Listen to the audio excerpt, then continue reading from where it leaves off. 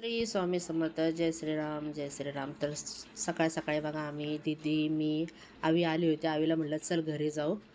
तर आम्ही चाललो होतो आमच्या नवीन घरी.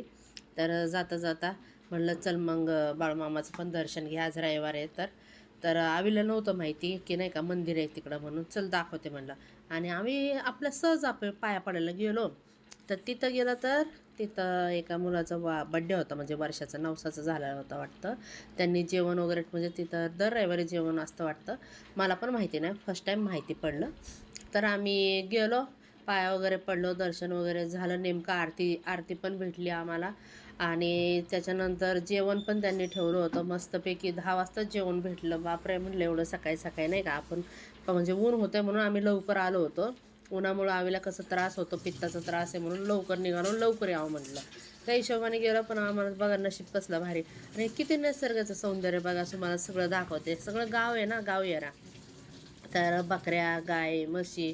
त्याच्यानंतर आम्ही हो आरती चालू होतं, आम्हाला आरती पण भेटली, देवाची आरती वगैरे केलो. त्याच्यानंतर त्या नवसाचा मुलगा झाला वाटतं त्यांचा, तर त्यांनी बड्डे पण बाळमामाचं त्याच केलं. त्यांनी बघा बड्डे साजरा केला. आणि त्यांनी जेवण ठेवलं होतं आमरसपुरीचं वगैरे. तर आम्ही जेवण वगैरे आलो. चला मग नेक्स्ट